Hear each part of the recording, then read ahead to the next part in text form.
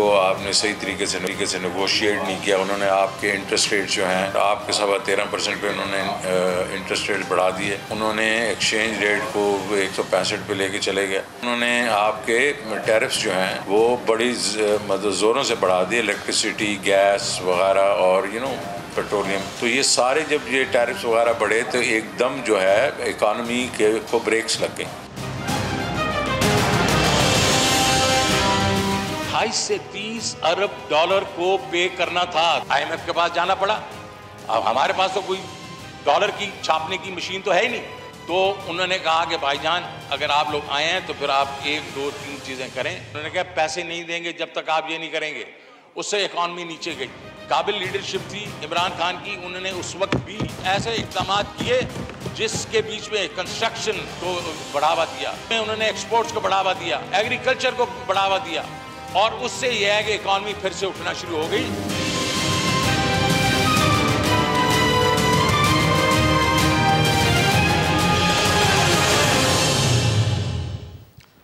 السلام علیکم ناظرین, پروگرام میں خوش آمدید کہتے ہیں. ملکی معاشی اور سیاسی صورتحال کے اوپر جائزہ لیں گے. سب سے پہلے آئی ایم ایف کے حوالے سے آپ کو معلوم ہے کہ 6th ریویو کی ان کا ایک جائزہ میٹنگ تھی جس کے اندر پاکستان کو جو اہداف انہوں نے دیے ہوئے تھے, جو کنڈیشنالٹیز پاکستان کے اوپر لگائی گئی ہیں, اس حوالے سے ریویو کیا گیا. اور ابھی ظاہر ہے کہ پاکستان نے جو نکات انہوں نے اٹھائے ہوئے تھے اس میں عمل درآمد صحیح نہیں ہو سکا. اور پریس ریلیز کے ذریعے تو انہوں نے یہ کہا ہے کہ یہ مذاکرات جو ہیں, ڈائیلاگ کا جو پروسیس ہے وہ جاری رہے گا. لیکن سپتمبر میں اب دوبارہ اس کے اوپر, جولائی میں جب یہ ہوگی میٹنگ وہاں پہ واشنگٹن میں, تو ریویو کیا جائے گا. لیکن آئی ایم ایف کہتا ہے کہ آپ بجلی کی جو پرائسز ہیں ان کو بڑھائیں. اسٹیٹ بینک کے حوالے سے انہوں نے کہا تھا کہ اس کو خود مختار بنائیں آپ ادارہ.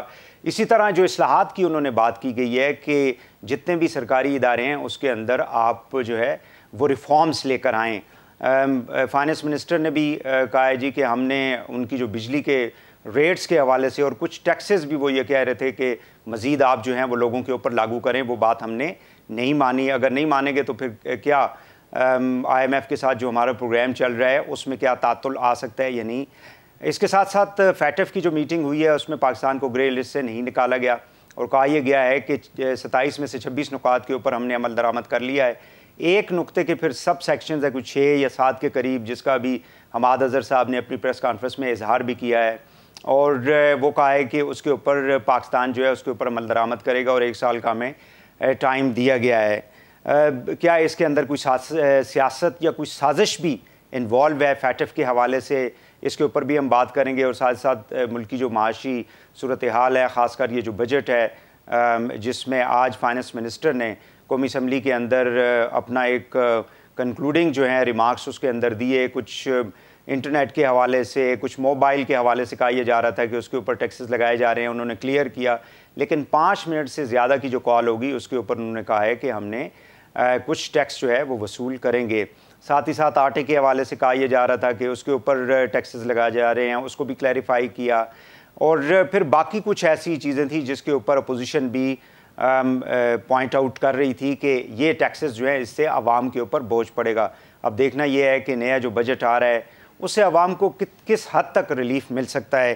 ان تمام ایشوز کے اوپر ہم گفتگو کریں گے. میرے ساتھ موجود ہیں ڈاکٹر فروخ سلیم صاحب, ماہر معاشیات ہیں, عابد حسن صاحب آپ بھی سینئر اینالسٹ ہیں, ڈاکٹر عابد سلیری صاحب ماہر معاشیات ہیں, اور ہمیں ثاقب شیرانی صاحب بھی جوائن کریں گے. میں سب سے پہلے بات کا آغاز کروں گا ڈاکٹر فروخ صاحب آپ سے. مجھے یہ بتائیے گا کہ آئی ایم ایف کے ساتھ جو ہمارا سلسلہ چل رہا ہے, کیا یہ پروگرام ہم کمپلیٹ کر پائیں گے جو 39 منتھس کا ہے؟ $6 بلین کمٹ کیا آئی ایم ایف نے ہمارے ساتھ, لیکن ابھی کی جو میٹنگ ہے اس کے اندر کچھ نکات کے اوپر وہ ہم سے کچھ زیادہ خوش دکھائی نہیں دے رہے تھے. ایک طرف گورنمنٹ یہ کہتی ہے کہ عوام کے اوپر بوجھ نہیں ڈالنا, لیکن آئی ایم ایف کو اپنا ایک ایجنڈا ہے, اپنے کچھ اہداف ہیں, وہ ہم پورے نہیں کریں گے تو پھر آگے کیسے چلے گا کام؟ جی thank you for inviting me. دیکھیے جو پہلا ایگریمنٹ ہوا تھا اسٹاف لیول پہ وہ شاید فروری کی 16 تاریخ کو ہوا تھا. وزارت خزانہ حکومت پاکستان نے وہ معاہدہ کیا تھا اور اس میں 3 یا 4 بڑے پلرز تھے. اس میں ہم نے ان سے وعدہ کیا تھا کہ 1200 ارب کے اضافی ٹیکسز لگائے جائیں گے. ہم نے وعدہ کیا تھا کہ 900 ارب روپے کی ایک اماؤنٹ جو ہے وہ بجلی کی مد میں, بجلی کی بلوں کی مد میں اضافی اکٹھی کی جائے گی. اور کوئی 600 ارب روپیہ یا 610 ارب روپے کے پیٹرولیم لیوی کے ٹیکسز سے، یعنی کہ پیٹرول اور ڈیزل کے اوپر ٹیکسز لگانے. ایک اور شرط تھی شاید 140 ارب روپے جو کارپوریٹ ٹیکس کے حوالے سے جو ایگزمپشن دی گئی تھی ان کو واپس لینا تھا. اب معاملہ یہ ہے کہ عالمی مالیاتی ادارے جو ہیں وہ تو یہ نہیں دیکھتے کہ انہوں نے معاہدہ کسی ایک شخص سے نہیں کیا ہوتا، کسی ایک وزیر خزانہ سے نہیں کیا ہوتا. اب فروری 16 اور آج کے درمیان میں ہمارے وزیر خزانہ صاحب جو ہیں وہ تبدیل ہو گئے ہیں، اور نئے وزیر خزانہ صاحب نے کہا ہے کہ وہ پورا کا پورا پیکیج جو ہے اس کو ری نیگوشیٹ کرنا چاہتے ہیں. وہ بجلی کی بل نہیں بڑھانا چاہتے، وہ ٹیکسز نہیں لگانا چاہتے وغیرہ وغیرہ. اب ہم ایز اے کنٹری ہم کیا پیغام دے رہے ہیں کہ ہم اپنے وعدوں پہ پورے نہیں اتر سکتے. اگر وعدہ فروری 16 کو کیا گیا تھا تو اس کی کوئی وجوہات ہوں گی. میں یہ سمجھتا ہوں، یا میرا جو تجربہ رہا ہے عالمی مالیاتی اداروں کے ساتھ، وہ فوراً ہی اپنا کوئی رد عمل شو نہیں کرتے. وہ یہ نہیں آ کے اب بتاتے کہ جی آپ نے وعدے کیے تھے اور وہ پورے نہیں کیے جا رہے. وہ ہر ملک کو وقت دیتے ہیں، اور وہ پاکستان کی جو حکمت عملی ہے، جو نئی حکمت عملی نئے وزیر خزانہ کے ساتھ سامنے آئی ہے کہ وہ بجلی کے بل بھی نہیں بڑھانا چاہتے، وہ ٹیکس اکٹھا بھی زیادہ کرنا چاہتے ہیں لیکن اضافی ٹیکس بھی نہیں عائد کرنا چاہتے. تو 2 یا 3 مہینے جو ہیں وہ عالمی مالیاتی ادارے IMF جیسے وہ بیک گراؤنڈ میں چلے جائیں گے. وہ آپ سمجھیے کہ انہوں نے جو 6th ریویو جس کا آپ نے ذکر کیا، وہ کہہ رہے ہیں کہ ہم سپٹمبر میں اس کے اوپر بات چیت کریں گے، اور وہ وزیر خزانہ صاحب کو پاکستان کو موقع دیں گے اگلے 2-3 مہینے کا کہ آپ نے جو اسمپشنز اٹھائی ہیں اپنے بجٹ کے اندر جو رکھی ہیں آپ ان کو ثابت کر کے دکھا دیں. اور اگر وہ ثابت ہو جاتی ہیں اور ہم کامیاب ہو جاتے ہیں تو ٹھیک ہے، ویل اینڈ گڈ. ورنہ پھر ہمیں کسی نہ کسی قسم کی ری نیگوشیشن یا IMF کے ساتھ دوبارہ جو ہے وہ کوئی نیا معاہدہ کرنا پڑے گا. ڈاکٹر عابد اسد صاحب، مجھے یہ بتائیے گا کائنڈلی کہ ورلڈ بینک سے بھی کوئی پیسے ہم لینا چاہ رہے ہیں 800 ملین کے قریب، اسی طرح ایشین ڈیولپمنٹ بینک سے بھی لینا چاہ رہے ہیں 6 ملین ڈالرز کے قریب مختلف اس کے لیے پروجیکٹس کے لیے. لیکن وہ جو میں نے پڑھا ہے کہ وہ اس کو بھی نتھی کیا جاتا ہے، ان کی IMF کا جو کلیئرنس ہوتی ہے یا جو ریویو ہوتا ہے واٹ ایور، کہ وہ پاکستان کی جو معاشی صورتحال ہے، فائنینشیل پوزیشن ہے، جو انہوں نے کمٹمنٹس کی ہیں وہ پوری کرنے کے لیے تیار ہیں، and they are on the right direction. Do you think کہ وہ پیسے پھر ہمیں مل پائیں گے؟ اور اگر ہم یہ کمٹمنٹ پوری نہیں کرتے تو کیا یہ ہمارا جو پروگرام ہے EFF والا، کیا یہ تعطل کا شکار ہو سکتا ہے؟ دیکھیں، ورلڈ بینک یا ایشین بینک 2 قسم کے لونز دیتا ہے. ایک ہوتے ہیں پروجیکٹ لونز، جیسے ڈائمر بادشاہ ہے، داسو ہے، یا سڑکوں کے لیے اگر دے رہے ہیں یا ہیلتھ ایجوکیشن کے لیے.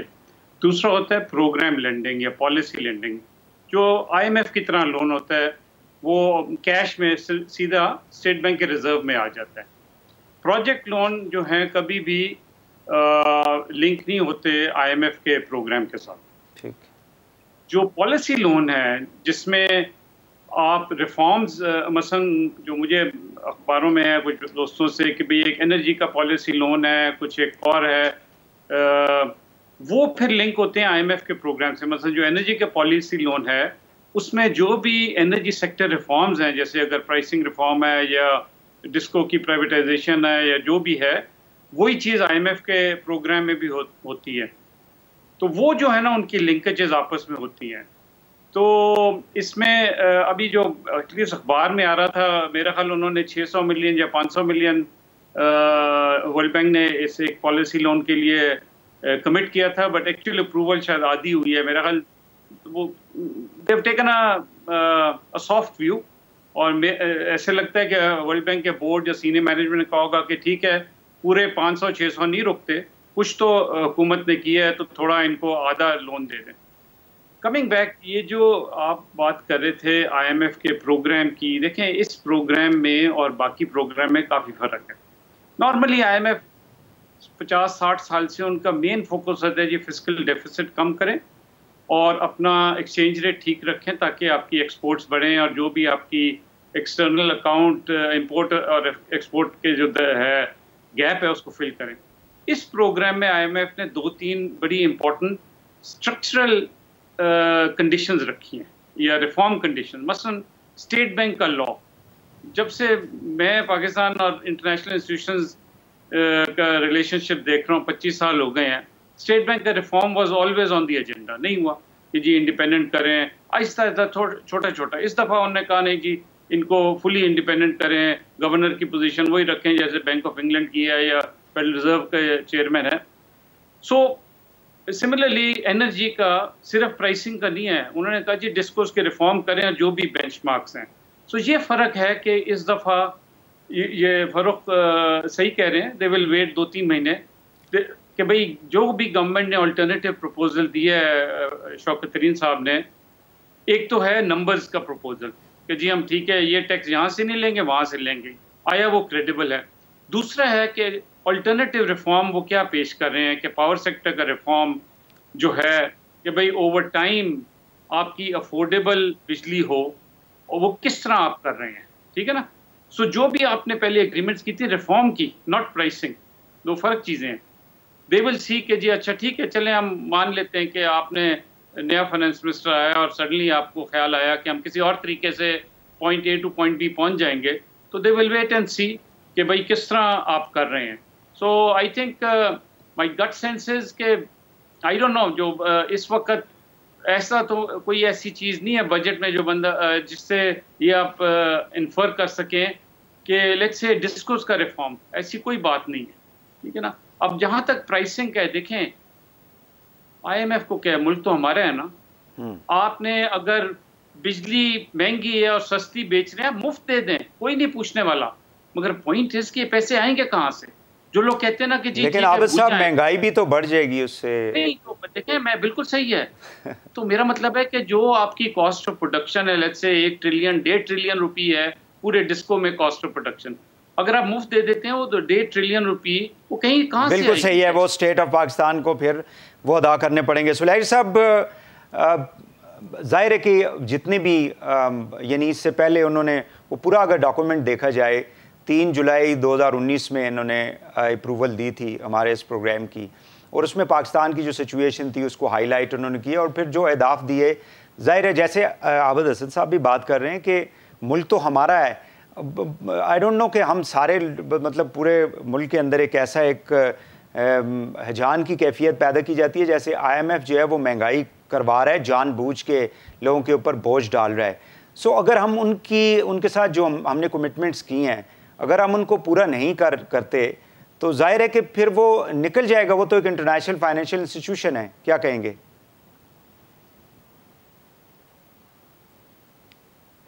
جی نہ صرف یہ کہ وہ سائٹ پہ ہو جائے گا بلکہ پھر نیکسٹ ٹائم جب ہم پروگرام کے لیے جائیں گے تو وہاں پہ فرنٹ لوڈنگ کی ڈیمانڈ کی جائے گی. فرنٹ لوڈنگ کا مطلب یہ ہے کہ جو شرائط ہیں ان کو پیش کی پہلے مانا جائے، اس کے بعد آگے پیسے ملیں گے. اگر ہم پچھلے چند پروگرام سائیکلز کو دیکھیں تو بدقسمتی سے ہو یہ رہا ہے کہ این الیکشن ایئر کے 1 سال پہلے پروگرام جو ہے وہ کلمینیٹ ہوتا ہے. یہ والا پروگرام جو ہے یہ بھی الیکشن سے 1 سال پہلے ختم ہو رہا ہوگا، اس کے بعد الیکشن ایئر آ جاتا ہے. اب جو بھی حکومت ہوتی ہے ایک منتخب حکومت، جب وہ 3 سال کنسالیڈیشن میئرز، آسٹیریٹی میئرز، شرائط اپنی مرضی کی منوائے یا آئی ایم ایف کی مرضی کی منوائے، تو جب وہ کام کر چکی ہوتی ہے تو اس کے بعد اس کو الیکشن میں جانا ہوتا ہے. اور الیکشن میں جانے کے لیے آئی ایم ایف کے پروگرام سے نکلتے ہی سب سے پہلے تو جتنے بھی انہوں نے اس میں اسٹیپس لیے ہوتے ہیں ریورٹ کر جاتے ہیں، ان سب کو ریورٹ کرتے ہیں. اور جب ان سب کو ریورٹ کرتے ہیں تو اس کا نتیجہ یہ ہوتا ہے کہ اس 1 سال کے اندر دوبارہ سے فسکل ڈیفیسٹ جو ہے وہ وہیں پہنچ چکا ہوتا ہے جو کہ پہلے والے پروگرام سے پہلے تھا، یا کرنٹ اکاؤنٹ ڈیفیسٹ، ہر چیز جو ہے میکرو اکنامک انڈیکیٹر امبیلنس ہوتے ہیں. اور نئی حکومت جو بھی ہو، اس پارٹی کی ہو یا کسی نئی پارٹی کی ہو، اس کو دوبارہ سے ایک پروگرام نیگوشیٹ کرنا ہوتا ہے. تو اگر آپ موجودہ پروگرامز جو ہیں ان سے ڈیویٹ کرتے ہیں تو اس کا نتیجہ یہ ہوگا کہ جب آپ کو نیکسٹ ٹائم جانا پڑے گا اس پروگرام میں تو وہ شرائط جو ہیں ان کو فرنٹ لوڈنگ پہ لے آئیں گے کہ جی پہلے آپ یہ 5-10 باتیں جو ہیں یہ ہماری مانیں، پھر ہم آپ کو اگلا قرضہ جو ہے وہ دے رہے ہوں گے. لیکن آپ کے کرنٹ ٹاپک پہ واپس آتے ہوئے میرا خیال ہے کہ اس وقت پاکستان تھوڑا سا نیگوشیشن پوزیشن میں ہے، اور وہ نیگوشیشن پوزیشن جو ہے وہ پچھلے جو رواں مالی سال جو ہے اس کی جو جی ڈی پی گروتھ ہے. اچھا اس کی وجہ عابد سلیحی صاحب، ہمارے فائنانس منسٹر یہ کہتے رہے ہیں کہ ہم نے صحیح نیگوشیٹ نہیں کیا تھا IMF کے ساتھ. Do you agree کہ ہمیں ری نیگوشیٹ کرنا چاہیے اب middle of the program؟ نہیں بھائی، اس میں یہ ہوگا شاید اس کو آپ ری نیگوشیشن اس حساب سے نہیں کہہ سکتے. میں جو کہہ رہا ہوں نیگوشیشن پوزیشن، تو وہ یہ کہہ رہا تھا کہ چونکہ ہمارا جی ڈی پی گروتھ جو ہے اس رواں مالی سال میں بہتر رہی، ڈبل رہی IMF کی پریڈکشن سے، تو ہمارے پاس ایک تھوڑا سا اس وقت ٹیبل ٹاک پہ کچھ لو اور کچھ دو یہاں پہ ہوگا. وہاں پہ یہ بات کرنا کا موقع ہے کہ جناب اگر ہمیں ہمارے طریقے سے ٹیکسز اکٹھے کرنے دیے جائیں یا ہمارے طریقے سے انرجی سرکولر ڈیٹ جو ہے اس کو کم کرنا دیا جائے، پیسنگ اور سیکوینسنگ ہماری مرضی کی ہو، تو ہم آپ کی جو میجر شرط ہے ریونیو ایکسپینڈیچر کا جو اس میں خسارے میں کمی، وہ پوری کر سکتے ہیں یا انرجی سرکولر ڈیٹ کو کنٹین کر سکتے ہیں. تو یہ اسی لیے چھٹا اور ساتویں ریویو کو مکس کرنے کی بات کی جا رہی ہے کہ ان 6 مہینے میں پاکستان کے پاس چانس ہے، اگر اگلے مالی سال کی پہلی سہ ماہی میں نظر آتا ہے کہ جو ریونیو ٹارگٹ تھے وہ میٹ ہوئے یا انرجی سرکولر ڈیٹ ہے جو حکومت جس طریقے سے کنٹین کرنا چاہ رہی ہے اسے کنٹین ہو رہا ہے، تو IMF کو ماننے میں کوئی مذائقہ نہیں ہوگا. اگر وہاں پہ پتہ لگے کہ نہیں جی آپ بالکل آف لیمٹ ہو گئے ہیں ان ٹارگٹ سے، تو ظاہر ہے وہاں پہ پھر IMF کے ساتھ اس کا مطلب ہے کہ بال ہماری کورٹ میں ہے. We have to perform, we have to ہمیں پرفارم کر کے بتانا پڑے گا کہ جو ہم کہہ رہے تھے وہ ہم نے کر دیا ہے. جی، تو اگر ہم کر دیتے ہیں تو IMF کو کوئی اعتراض نہیں ہوگا. IMF تو نہیں چاہتی کہ 26 روپے یونٹ ہی بجلی بیچے یا 30 روپے یونٹ بیچے. IMF تو یہ کہتی ہے کہ انرجی سرکولر ڈیٹ جو ہے اس کو کنٹین کریں، مزید نہ بڑھنے دیں. اگر آپ کہتے ہیں کہ جی ہمارے جو 40% انرجی سرکولر ڈیٹ ہے وہ جو گورنمنٹ اون جنریشن پلانٹس ہیں ان کی پیمنٹس ہے، اور وہاں پہ ہم جو ہے پیمنٹ کی جو شرائط ان میں رد و بدل کر سکتے ہیں، انٹرسٹ ریٹ میں رد و بدل کر سکتے ہیں، پیمنٹ کی مدت میں رد و بدل کر کے اس کو کنٹین کر لیتے ہیں، تو IMF کو تو اس پہ کوئی اعتراض نہیں ہوگا. کنٹین ہو گیا بس ٹھیک ہے. ٹھیک ہو گیا جی. ایک شارٹ بریک ناظرین یہاں پہ لے لیتے ہیں اور بریک کے بعد حاضر ہوتے ہیں اور پروگرام کو آگے بڑھائیں گے. ہمارے ساتھ رہیے گا.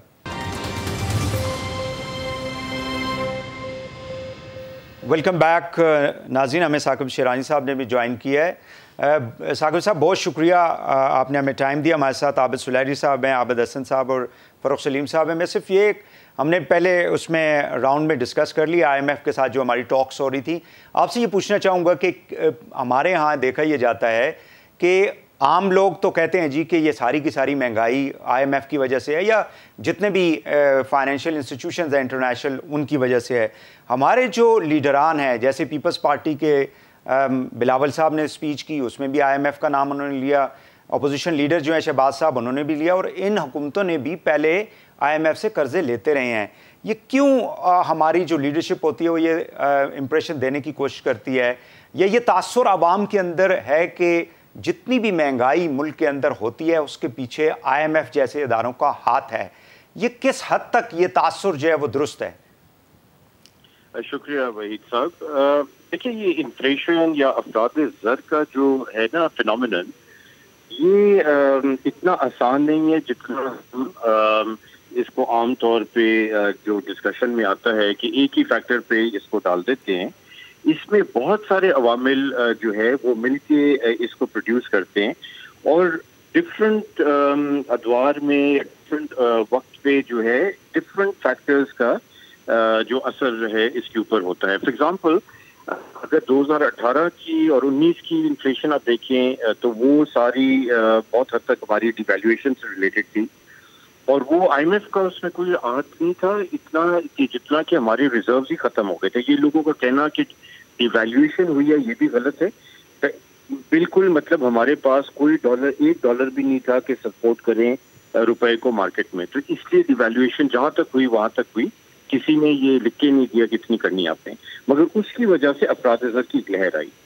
پھر بیچ میں شارٹیجز کی وجہ سے آتی ہے. پھر گندم کا بہت بڑا اس میں ہاتھ ہے، اور گندم کی جب ہم سپورٹ پرائس بڑھاتے ہیں تو زیادہ پیداوار حاصل کر لیتے ہیں، مگر اس کا فائدہ جو ہے وہ قیمتوں میں نہیں آتا ہے کیونکہ ہم نے فلور پرائس بڑھا دی ہوتی ہے.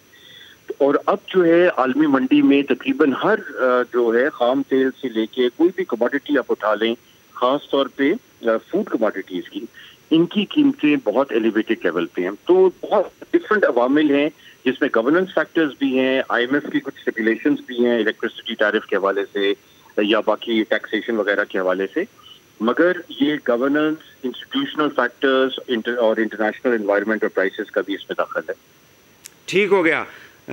جناب ڈاکٹر فروخ سلیم صاحب, میں یہ کائنڈلی آپ سے پوچھنا چاہوں گا کہ ہمارا جو انرجی سیکٹر ہے خاص کر, جس کے ابھی جو سرکولر ڈیٹ ہے وہ تقریباً 2400-2500 کے قریب جا چکا ہے, اور جس طرح سے یہ گورنمنٹ کہہ رہی ہے جی کہ ہم اس کے اندر ریفارمز لے کر آئیں گے, اور آج بھی اسپیچ کے اندر کوئی 900 ارب روپے کے فگر کی بات کر رہے تھے ہمارے وزیر خزانہ صاحب. سو آئی ایم ایف جو بات کرتا ہے, ڈو یو تھنک کہ انہوں نے کیا ریفارمز پچھلے 3 سالوں کے اندر کیے انرجی سیکٹر میں, جس سے کہ جو یہ حاصل کرنا چاہ رہے ہیں وہ یہ حاصل کر لیں گے اور آئی ایم ایف کو جو ہے وہ مطمئن کر لیں گے؟ بھائی صاحب, اپنی کمزوریاں کا بلیم کسی اور کے اوپر ڈال دینا میں سمجھتا ہوں کہ سب سے آسان ترین کام ہوتا ہے, لیکن اس سے جو پرابلم ہے وہ دور نہیں ہوتی, پرابلم وہیں کی وہیں رہ جاتی. دیکھیے, میں نے بہت سارے آئی ایم ایف کے اور ممالک کے جو اگریمنٹ ہوتے ہیں وہ پڑھے ہیں. کہیں بھی آئی ایم ایف پاکستان کو یہ نہیں کہتا کہ آپ بجلی کے ریٹ بڑھا دیں. وہ یہ کہتا ہے کہ بجلی کے شعبے میں تقریباً 1000 ارب روپے کا سالانہ نقصان ہے, اس خسارے کو آپ دور کر دیں.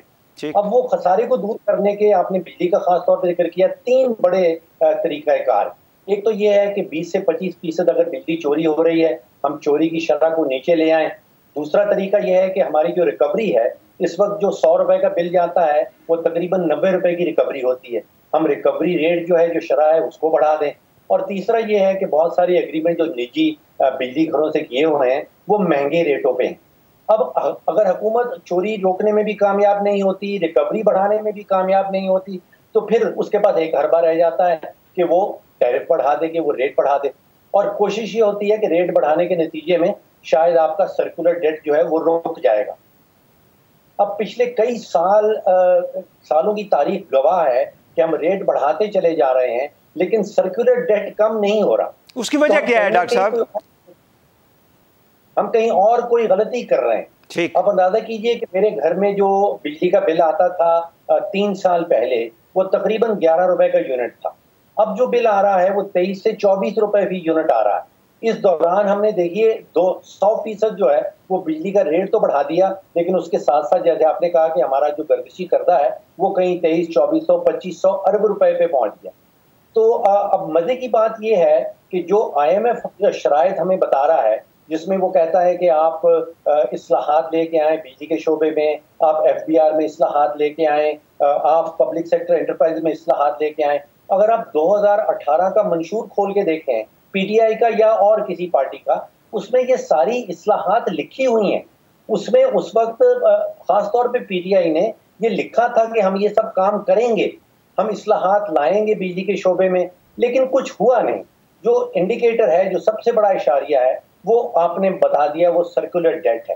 ہمیں پچھلے 2 سال سے بتایا جا رہا تھا کہ دسمبر 2020 کے بعد سرکولر ڈیٹ ختم ہو جائے گا, بڑھنا ختم ہو جائے گا, اور بہت ساری اصلاحات آ چکی ہیں. آپ کو یاد ہے کہ پچھلے پورے سال جو گزر گیا, جو پرانے والے ہمارے وزیر تھے پاور کے, وہ ہمیں ہر 15 دن کے بعد, مہینے کے بعد آ کے یہ بتایا کرتے تھے کہ ہم نے یہ اچیو کر لیا, لیکن اصل میں ہو نہیں رہا تھا کچھ. بالکل ٹھیک ہے, آپ کے ساتھ بالکل ٹھیک ہے. عابد حسن صاحب, یہ فائنانس منسٹر صاحب نے کافی زیادہ جو ہیں وہ پرومسز بھی کیے ہیں, کمٹمنٹس بھی کیے ہیں. ڈو یو تھنک کہ ہماری جو معاشی صورتحال ہے, ہماری جو مالی صورتحال ہے ملک کی, اس میں رہتے ہوئے یہ سارا کچھ ممکن ہو پائے گا؟ اس سے پہلے کہ میں آپ کے سوال کا جواب دوں بھائی صاحب, جی, میں مطلب سارے ایسٹ ایشین ٹائیگر جو ملک ہیں, میں پہلے 15 سال اپنے کریئر میں ان پہ کام کرتا رہا ہوں. کوریا, مطلب تھائی لینڈ, فلپینز, انڈونیشیا, جتنے بھی سکسیسفل ملک ہیں نا جن کو ہم اب ایمولیٹ کرتے ہیں, ایون چائنا, انہوں نے کبھی نہیں کہا کہ جی یہ پروگرام آئی ایم ایف کا ہے, ہم تو نہیں مانتے, ہم تو کچھ اور کرنا چاہتے تھے بٹ ہمیں مجبوری تھی. وہ سب اون کرتے تھے پروگرام. آج تک کورین فائنانس منسٹر نے یہ نہیں کہا کہ میں آئی ایم ایف یا ورلڈ بینک کے پریشر میں یہ کام کر رہا ہوں. آج تک انڈونیشیا کے فائنانس منسٹر نے نہیں کہا کہ یہ کام میں ورلڈ بینک اور آئی ایم ایف کے پریشر میں کر رہا ہوں. وہ اون کرتے تھے. یہاں تو مسئلہ یہ ہے, آپ کسی چیز کی کنوکشن نہیں ہے, ٹھیک ہے نا. اگر آپ کی کنوکشن ہے تو آپ اون کریں ان چیزوں کو. صحیح ہے. اچھا, یہ تو میں جنرلی آپ کو بات کر رہا ہوں. اسی ہمارا ایک عجیب ایک نیشنل ڈی این اے ہو گیا ہے کہ اپنی انڈر پرفارمنس کو کسی اور پہ بلیم کر دو. صحیح, ٹھیک ہے نا. اچھا, کمنگ بیک, آپ پوچھ رہے تھے کہ کیا وہ یہ مطلب ڈیلیور کر سکیں گے. دیکھیں ہماری ہسٹری، عابد بھی مطلب کافی اس پہ کام کیا ہے، اور ثاقب تو اکنامک ایڈوائزر بھی رہے ہیں. ہمارا یہ تھا کہ 2-4 سال اچھے ہوتے ہیں، کیونکہ ہم نے ایک انسسٹینیبل قسم کے انسینٹیو دے دیے، یہ کر دیا، گروتھ اوپر گئی، پھر کریش کر جاتی ہے. کیونکہ فنڈامنٹلی ہمارا ایک ہم ڈیٹ میں ڈوبے ہوئے ہیں، دوسری طرف ہمارا جو کرنٹ اکاؤنٹ ہے، ہماری ایکسپورٹس اب آدھی ہو گئی ہیں آف آر امپورٹس. ٹھیک ہے، وہ جو فنڈامنٹلز اگر ہم جب تک نہیں ٹھیک کر سکیں گے، یہ ہمارے ایشوز رہیں گے. اب کیا شوکت ترین صاحب ڈیلیور کریں گے؟ دیکھیں یس، مطلب یہ ہے کہ فل آف انرجی، اور بٹ یہ ہے کہ ہماری پولیٹیکل انوائرمنٹ اتنی ٹاکسک ہو گئی ہے، کوئی ملک نہیں ترقی کر سکتا with this kind of toxic political system. یہ مطلب ہم کچھ بھی نہیں کریں گے، کچھ کہیں نہیں جا سکیں گے، جتنی ٹاکسیسٹی اس وقت ہمارے سسٹم میں آ گئی ہے نا. We have to first repair our political system to move forward. That's how I take it. ٹھیک ہے، ہو سکتا ہے 6 مہینے میں کوئی یہ ٹیکس اکٹھا کر لیں یا کوئی، بٹ جو جب تک کہ پولیٹیکل اسٹیبلٹی اور ایک کنٹینیوٹی ہے کہ انویسٹرز کو یہ پتہ ہو کہ جی اگلے 10 سال 15 سال یہ ہمارا ملک جو ہے نا مطلب سٹیبل رہے گا. اور یہ ہمارے ہاں اتنی انسٹیبلٹی ہوگی ہے پولیٹیکلی کہ آئی ڈونٹ نو، مطلب میں اگر انویسٹر ہوتا تو میں تو بڑا پریشان ہوتا کہ یار مطلب am I seeing. ٹھیک ہو گیا، ٹھیک ہو گیا. عابد سلیری صاحب، جنرل ایک عام لوگ جو ہیں آپ سے بھی بات کر کے یہ سوال کرتے ہوں گے، ینگ لوگ بھی کرتے ہوں گے کہ کیا IMF جیسے اداروں سے پاکستان باہر نہیں آ سکتا، اور کتنا عرصہ لگے گا ہمیں انٹرنیشنل فائنینشیل انسٹیٹیوشنز کی جو بیساکھیاں ہیں ان پہ مطلب ان سے باہر نکلنے میں؟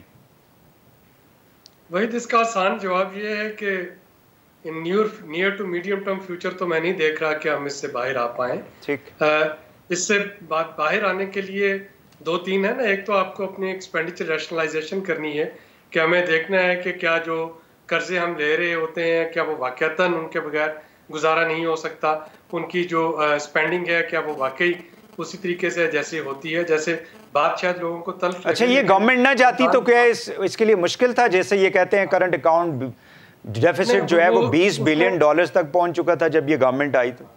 لیکن صرف کرنٹ اکاؤنٹ ڈیفیسٹ ہی تو جو ہے وہ ایک معیار نہیں ہے نا. صحیح ہے. اگر آپ کے ڈیفیسٹ موجود ہیں تو وہ تو رہیں گے، یا تو آپ کے پاس انویسٹمنٹ آ رہی ہو، یا آپ کے پاس ریمیٹنسز آ رہی ہوں، یا آپ کی ایکسپورٹس بڑھ رہی ہوں، تو ڈالر تو تبھی آئیں گے نا آپ کے پاس. ان 3 کے علاوہ تو پھر آپ ادھار کے ڈالر لیں گے. اور اگر دوسری طرف آپ جو ہے ایکسپینڈیچرز کے لیے انکم اور ایکسپینڈیچر، آمدنی اور اخراجات میں عدم توازن ہے، تو پھر آپ کو ادھار لینا پڑے گا. تو اگر آپ یہ سارے ادھار ہوں گے تو IMF کے پاس تو جانا پڑے گا. اس سال کے بجٹ کو بھی آپ دیکھ لیں نا کہ حکومت کے پاس 3700 ارب روپے، وفاقی حکومت کے پاس ہے 3400 ارب روپے کا اس کا خسارہ ہے. تو جتنا اس کے پاس ہے اتنا ہی تقریباً اس کو قرضہ لینا ہے، جس میں سے 1246 ارب اس کو ایکسٹرنل فنانسنگ کرنی ہے، یعنی بیرون ملک سے لینا ہے. اس میں سے بھی 1246 میں سے نصف کے قریب جو ہے وہ آپ کو IMF جیسے ادارے جو ہیں ان سے لینا ہے. 846 ہے جو کہ کمرشل بارور سے، یہ سکوک بانڈ اور یورو بانڈ اور ڈالر بانڈ سے لیں گے. باقی آپ کو IMF، ورلڈ بینک، ADB سے لینا ہوگا نا. تو اگر یہ پوچھا جائے کہ جی ہم کشکول توڑ دیں گے، تو یہ کشکول نہیں ٹوٹنے والا. کم از کم نیئر ٹو میڈیم ٹرمز تو یہ کشکول نہیں ٹوٹتا ہے. ہاں البتہ یہ ہو سکتا ہے کہ اس کو اپنے ایکسپینڈیچر کو ریشنلائز کرنا شروع کر دے، انکم کو بڑھانا شروع کر دے، تو گریجولی ہم کہہ سکے کہ جی اب ہم IMF سے باہر جا رہے ہیں. ٹھیک ہو گیا. ناظرین، یہاں پہ ایک بریک اور لیتے ہیں اور واپس آ کے ذرا فیٹو کے اوپر اپنے جو معزز مہمان ہیں ان سے پوچھیں گے کہ اتنا کچھ کرنے کے باوجود پاکستان گرے لسٹ سے باہر کیوں نہیں آ سکا. بریک کے بعد.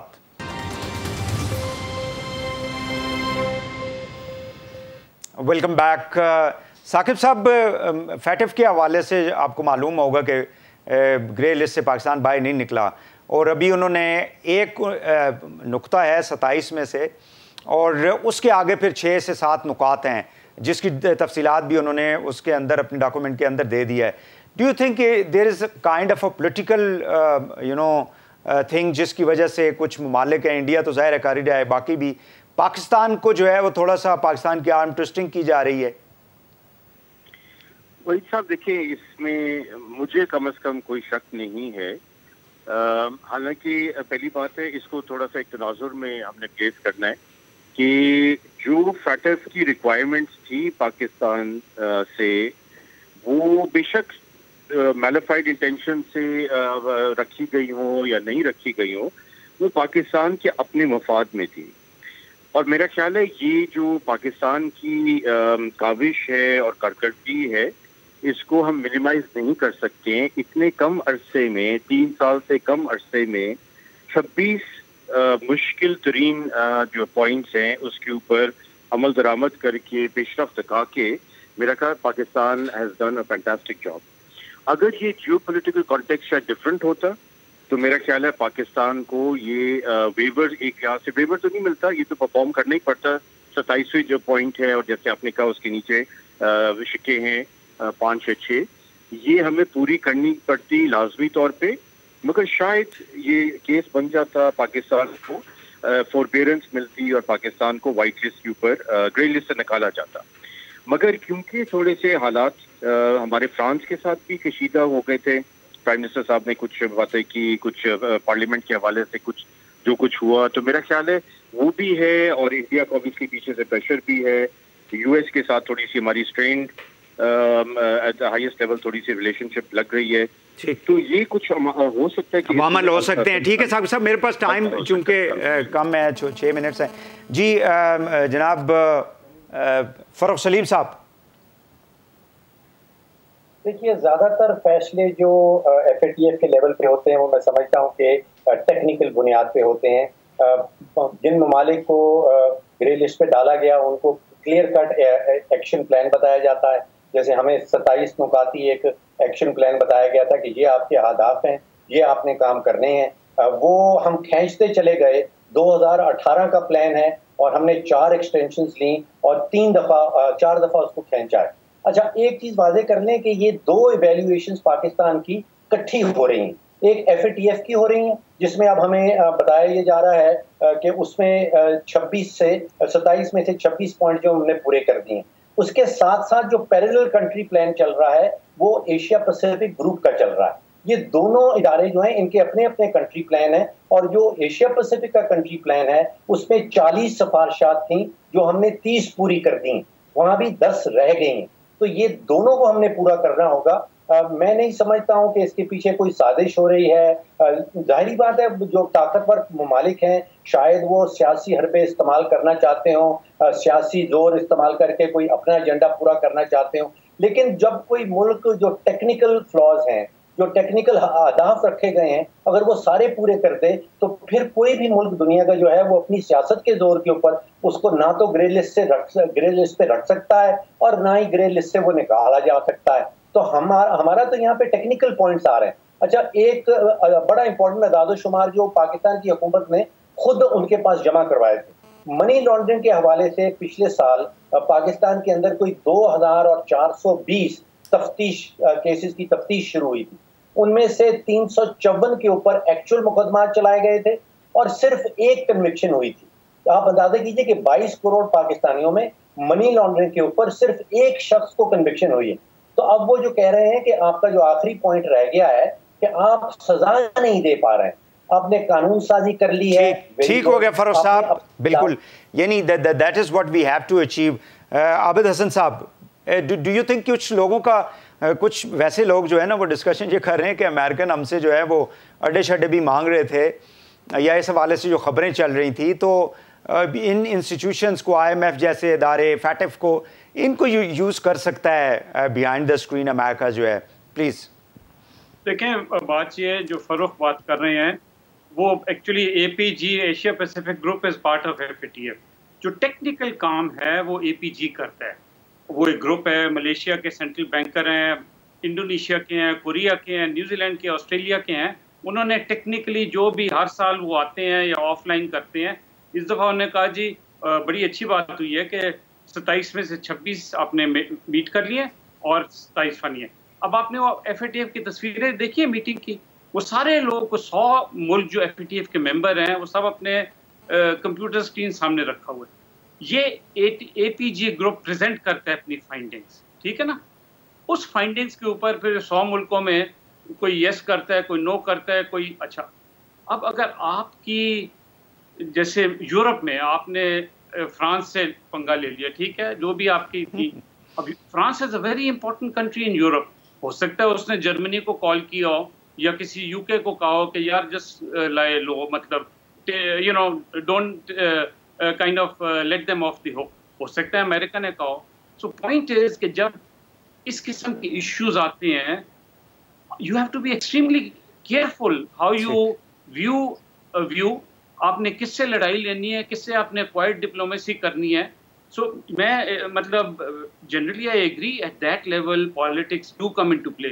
بٹ اگر یہ جو اے پی جی کا گروپ ہے جس نے انیشل ایویلیوشن کی ہے, اگر وہ آپ کو 27 پوائنٹس پہ کہہ دیتا کہ جی آپ ٹھیک ہیں, پھر چاہے جتنی فرانس کی اپوزیشن ہوتی یا امریکہ کی ہوتی, بڑا مشکل ہوتا کہ باقی جو 120 ملک ہیں وہ کہتے نہیں جی اب. سو دونوں چیزیں ساتھ ساتھ چلتی ہیں, آپ نے فلفل کرنی ہے جو کمٹمنٹس آپ نے کی, اور دوسرا اس کے اندر انٹرنیشنل پالیٹکس جو ہے اس کا بھی کہیں نہ کہیں ہمیں نظر آتا ہے عمل دخل. عابد سلیری صاحب. جی میں صرف ناظرین کے لیے نمبر تھوڑا سا درست کرنا چاہ رہا تھا کہ 27 میں سے 26 پوائنٹ پہ ہم کمپلائنٹ یا لارجلی کمپلائنٹ ہے, 1 پوائنٹ ایسا ہے جس پہ پارشلی کمپلائنٹ ہے. اے پی جی کے شروع میں ہمیں 82 پوائنٹس دیے گئے تھے جو پچھلے سال 67 رہ گئے. اب ان میں سے صرف 7 ایسے رہ گئے ہیں جن پہ کہ پاکستان کی کمپلائنس چاہیے, اور وہ منی لانڈرنگ کے حوالے سے ہیں. جو فیٹف کا 1 پوائنٹ ہے وہ ایگزیکیوشن کے حوالے سے ہے, کنوکشن کے حوالے سے ہے, اور وہ بھی ہیڈز آف جو U N designated terror organizations, جبکہ اے پی جی کے سارے منی لانڈرنگ کے حوالے سے ہیں. تو اب یہ ٹوٹل پاکستان کو 6-7 پوائنٹس اور ہیں جن پہ کام کرنا ہے, اور میرا خیال ہے کہ اگر ہم ٹیکنیکلی کام کر سکیں تو ڈسپائٹ پولیٹیکل اکانومی اور ڈسپائٹ آرم ٹوسٹنگ جو کہ ان فورمز پہ ہوتی ہے, انشاءاللہ پاکستان رائٹ ڈائریکشن میں, اور پاکستان اپنے لیے رائٹ ڈائریکشن میں ہے. یہ فاٹف ہم سے کوئی غلط کام نہیں کروا رہا, جیسے آئی ایم ایف کوئی غلط کام نہیں کروا رہی ہے, فاٹف بھی کوئی غلط کام نہیں کروا رہا ہے. ہمیں اس کو اپنے لیے کرنا ہے, اور انشاءاللہ اگر اسی درست ڈائریکشن پہ ہم لگے رہے. اگر ہم یہ نہیں کرتے تو کتنا نقصان ہو سکتا ہے, اس طرح کا بھی سوال لوگ کرتے ہیں. دیکھیں آپ کا سب سے بڑا نقصان جو ہے وہ تو یہ ہے نا کہ آپ ایک رسک کنٹری سمجھے جاتے ہیں. آپ کی جتنی بھی جو آؤٹ گوئنگ اور انکمنگ ٹرانزیکشنز ہیں they are subject to added scrutiny. تو وہ آپ کا جو ڈوئنگ آف بزنس اور کاسٹ آف بزنس ہے وہ تو بڑھ جاتی ہے نا, کہ آپ کے ساتھ کوئی ملک معاملہ کرنے کے لیے سوچا ہے کہ اچھا جی وہاں پہ پیسے بھیجنے ہیں, نہیں بھیجنے, کتنی دیر لگے گی. تو یہ چیزیں تو یہ تو صرف ایک چیز ہے, اس کے علاوہ بھی اس کے انڈائریکٹ جو ہے مختلف امپیکٹس ہوتے ہیں. لیکن پاکستان ایک درست سمت میں ہے. اس دفعہ نہیں ہوا تو انشاءاللہ اگلی دفعہ جو ہے پاکستان گرے لسٹ سے باہر آ رہا ہوگا, اگر اسی نیک نیتی سے ہم پالیسیز اور لاز جو ہیں ان کو درست کرتے رہے. چلیں, بہت شکریہ ڈاکٹر عابد سلیری صاحب, ڈاکٹر فروخ سلیم صاحب, عابد حسن صاحب, ثاقب شیرانی صاحب, چار مہمانوں کا بہت بہت شکریہ. ناظرین آج کے لیے اتنا ہی, اجازت دیجیے, اللہ حافظ.